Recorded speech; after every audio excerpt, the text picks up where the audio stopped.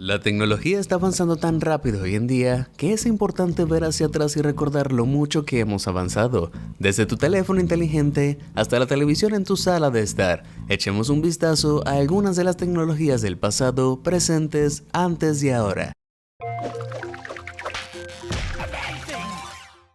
Almacenamiento de datos. No siempre podemos confiar en el ámbito digital para almacenar todo, desde fotos hasta mensajes. El almacenamiento de datos se originó en la industria textil durante el siglo XVIII, cuando se usaron tarjetas perforadas para registrar una serie de instrucciones para equipos mecánicos como telares Jacquard. Estas tarjetas de papel se utilizaron más tarde para ingresar datos, perforando agujeros a mano y colocándolos en un lector de tarjetas, que convertía secuencias específicas en información digital. Los agujeros perforados en cada columna representarían números, caracteres en un código binario estándar, y los programas completos podrían representarse siempre que la pila de tarjetas perforadas permanezca en orden. En la década de 1960, los métodos de tarjetas perforadas eran mucho menos comunes, y en 1956, IBM también lanzó la primera unidad de disco duro del mundo, la IBM Model 350, que pesaba más que una tonelada. Contenía 50 discos de almacenamiento de 24 pulgadas para un total de 3.75 megabytes y fue arrendado a empresas desde $3.200 por mes o $30.260 después de la inflación. Una década más tarde, esta enorme máquina fue reemplazada por una nueva era de almacenamiento de datos, el disquete. Estos discos delgados y flexibles llegaron en 1971 en forma de 8 pulgadas y luego 5 1/4 y 3 1/2 y fueron escritos y leídos usando una unidad de disquete. El disquete original de 8 pulgadas tenía una capacidad de almacenamiento de aproximadamente 80 kilobytes, lo que significa que ahora se necesitarían 50 discos para almacenar una canción de 4 minutos, con un promedio de 4 megabytes. Pero en 1986 IBM introdujo la versión de 3 1/2, capaz de almacenar 1.44 megabytes. En 1999 se produjo la llegada de la impresionante y súper compacta tarjeta de memoria SD de SanDisk, Matsushita y Toshiba, y en el año 2000 se introdujo por primera vez en la conocida unidad USB Flash, inicialmente capaz de almacenar 8 megabytes. Hoy en día los USB pueden admitir cientos de gigabytes de datos, e incluso hay un micro USB más pequeño que tu dedo y el grosor de una aguja que puede contener 1 terabyte completo. Son 40 horas de video 40K. Para comparar necesitarías 266.666 de IBM 350 para tener eso. La mayoría de las personas ahora confían en las capacidades digitales de la nube, introducida por primera vez en 2007, que actualmente posee un estimado de 1 exabyte de datos, el equivalente a más de 1 millardo de gigabytes. Como la ley de Moore establece que las capacidades de almacenamiento digital y la velocidad se duplican exponencialmente cada 2 años, ¿quién sabe lo que vendrá luego? Teléfonos móviles. En el mundo moderno, los teléfonos inteligentes se consideran una necesidad, pero la historia del teléfono móvil es sorprendentemente corta. En abril de 1973, el investigador de Motorola, Martin Cooper, realizó la primera llamada de teléfono celular para anunciar que Motorola había ganado la carrera de tecnología móvil. Su dispositivo tenía una pantalla de texto de una sola línea que pesaba 1.13 kilogramos, tenía 23 centímetros de largo y solo tenía un tiempo de conversación de 30 minutos, mientras tomaba unas 10 horas para recargarse. El 21 de septiembre de 1983, el primer móvil comercial, el Motorola Dynatac 8000X, estuvo disponible, pero todavía estaba muy lejos de llegar a las masas. El dispositivo costó $4.000, más de $10.300 después de la inflación, y tuvo un tiempo de llamada de 20 minutos, a pesar de que la batería pesaba entre 4 y 5 veces más que el teléfono. En 1992, el teléfono móvil ya no estaba reservado para uso comercial o como un símbolo de estado importante, y el primero en aprovechar la transición a los dispositivos digitales de consumo fue el Nokia 1011, que llegó a las tiendas en 1992. Este fue el primer producto en serie del mundo telefónico que podía guardar 99 números de teléfono, y fue el antecesor del icónico modelo Nokia 3310, que tenía capacidades de SMS y ayudó a la compañía a dominar el mercado después de su debut en el 2000. No fue sino hasta 2007 que Steve Jobs y sus colaboradores transformaron la industria de nuevo con el iPhone versión de primera generación, que contaba con una pantalla de 3.5 pulgadas, 8 horas de tiempo de conversación y nuevas características de aplicaciones elegantes. Hoy en día hay más de 150 fabricantes de teléfonos móviles en el mundo, pero Apple todavía se considera un innovador de clave con el reciente iPhone 11, que cuenta con una pantalla de retina líquida de 6.1 pulgadas, un marco liviano de 181 gramos y una enorme capacidad de almacenamiento de 256 GB. Lectura.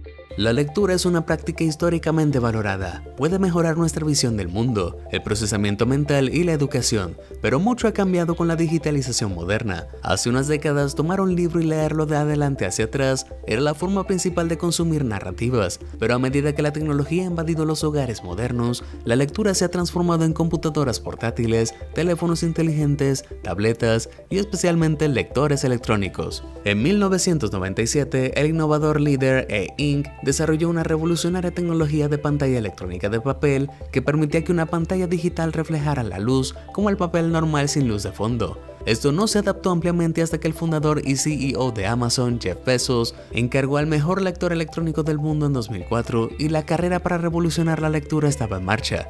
Como resultado, Sony fue el primero en usar la tecnología E-Ink en sus lectores electrónicos Libre y Sony Reader en 2004 y 2006, pero el concepto no despegó por completo hasta que Amazon anunció el Kindle de primera generación en 2007. Este dispositivo de lectura compacto incorporó E-Ink en su pantalla de 6 pulgadas y contó con 250 MB de almacenamiento interno, el equivalente a unos 200 títulos, y se agotó en 5 horas y media. Para 2015, eMarketer estimó que había alrededor de 83.4 millones de usuarios de lectores electrónicos en los Estados Unidos, y en 2018 se espera que los libros electrónicos representarán más del 50% de los ingresos publicitarios de consumo de los Estados Unidos y el Reino Unido. El modelo Kindle Paperwhite resistente al agua es el más nuevo de Amazon y tiene un almacenamiento mínimo de 8 GB, lo que significa que puede almacenar hasta 2000 títulos, teniendo en cuenta que unos 1400 libros que pesan aproximadamente 450 kilogramos cada uno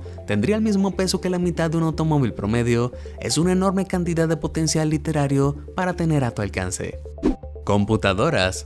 Sin la información básica, la tecnología moderna como los teléfonos inteligentes ni siquiera existiría, pero ha sido un largo camino para llegar a este punto. En 1880 se confiaba en las máquinas basadas en tarjetas perforadas para calcular los resultados del censo de los Estados Unidos, después de que el crecimiento de la población significara que anteriormente tomaba varios años a mano, pero el verdadero antepasado de la informática moderna fue el prototipo de motor analítico de Charles Babbage. Aunque nunca estuvo completamente operativo, este motor impulsado por vapor marcó una transición del cálculo mecánico a la computación general, y más de un siglo después, en 1941, el científico alemán Konrad Zuse desarrolló la primera computadora Z3 de propósito general. Con la intención de calcular aerodinámicamente en el diseño de aeronaves, esta máquina pesaba 1 tonelada, todavía dependía de la cinta perforadora de almacenamiento de datos y solo era capaz de funciones matemáticas básicas con una velocidad máxima de procesamiento de solo 5 a 10 Hz. La primera computadora de escritorio para el mercado masivo, la Programa 101,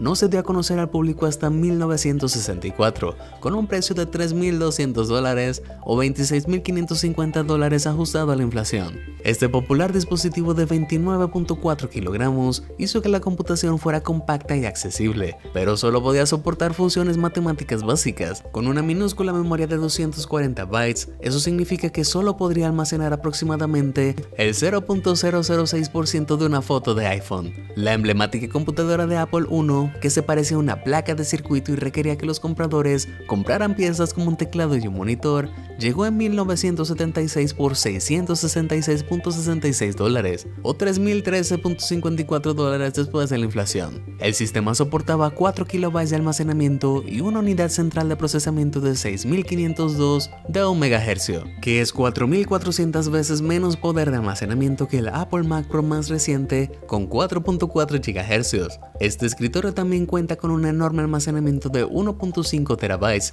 necesarias para las 18.750.000 disquetes de 8 pulgadas para guardar eso. Sin embargo, la Mac Pro está lejos de ser la computadora moderna más impresionante del mundo. El OLC DF Summit de IBM es actualmente la supercomputadora más poderosa del mundo. Tiene un enorme almacenamiento de 250 petabytes, es decir, 250.000 terabytes o 250 millones de gigabytes, y es tan rápido que se mide en operaciones de punto flotante por segundo o flops. La Summit es capaz de alcanzar un máximo de 200 petaflops. Para darte idea de la potencia de procesamiento que es, recientemente se convirtió en la primera supercomputadora en alcanzar el exahash durante análisis genómico, lo que significa que procesó 1 quintillón de operaciones por segundo.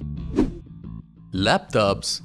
A medida que las computadoras de escritorio llegaron a las oficinas, los pioneros de la industria se centraron en compactar las capacidades informáticas en algo más conveniente. La primera computadora verdaderamente portátil, la Osborne 1, fue creada por el diseñador Adam Osborne en 1981 y tenía aproximadamente el tamaño de una máquina de coser portátil con un peso de unos 10 kilos. El revolucionario dispositivo transportable tenía una pantalla de 5 pulgadas, 2 unidades de disquete, una modesta CPU de 4 MHz y tenía un precio de $1,795, alrededor de $5,080 ajustados a la inflación.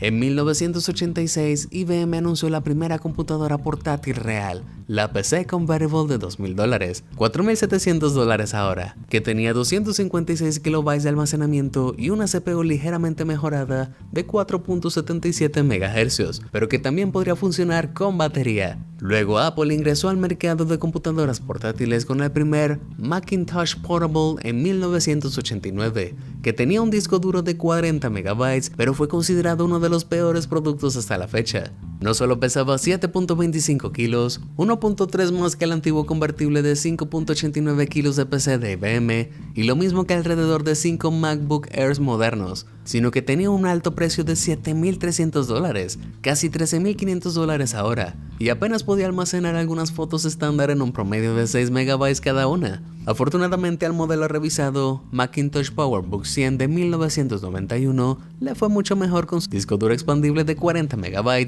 y un marco más liviano de 2.31 kilos, pero aún palidece en comparación con la tecnología moderna. La MacBook Pro de 16 pulgadas de 2019, con un precio de $2,399 por ejemplo, tiene 100.000 veces más la capacidad de almacenamiento que la primera computadora portátil de Apple y funciona con un procesador especial de 8 núcleos a 2.4 GHz, lo que significa que es 240 veces más potente que la Macintosh PowerBook 100 original.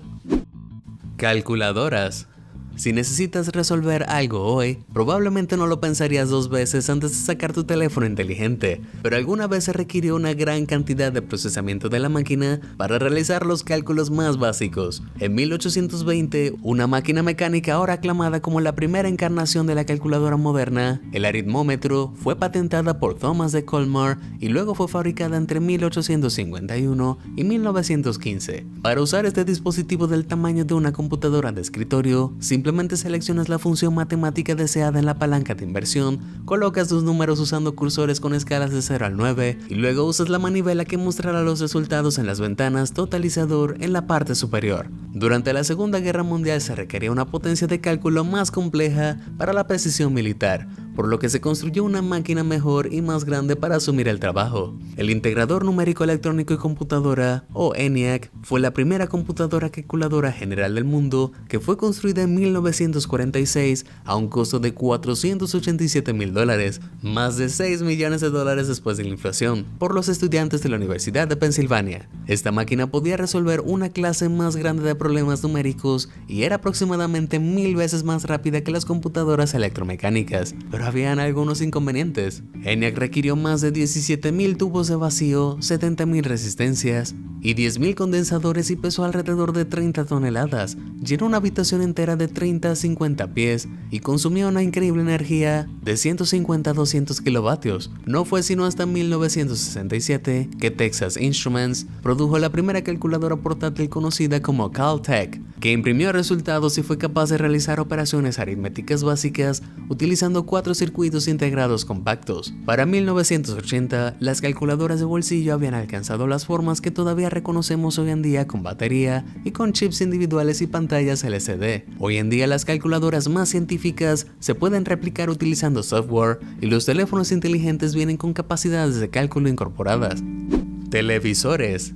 La televisión como concepto se había discutido ya en 1900, pero no fue sino hasta 1924 que se dieron los primeros pasos reales. El ingeniero escocés John Bird desarrolló una forma de pasar un haz de luz a través de un disco que gira rápidamente perforado con agujeros para que una imagen simple pueda ser escaneada, transmitida y reconvertida. Los primeros televisores mecánicos de la década de 1920, como los modelos B y C de Bird, inicialmente se parecían a grandes gabinetes con una pequeña pantalla primitiva de tecnología de escaneo progresivo en el interior. Las primeras adaptaciones del prototipo de Bird fueron mecánicas en lugar de la tecnología digital a la que estamos acostumbrados ahora, y se basaron en escanear líneas verticales, logrando solo 30 líneas por fotograma. Para cierta perspectiva, baja este video a 144p que escanea 144 líneas por fotograma. Las primeras pantallas eran aproximadamente 5 veces peores, lo que explica la terrible calidad de imagen. A partir de la década de 1930, aparecieron los televisores electrónicos de Marconi EMI,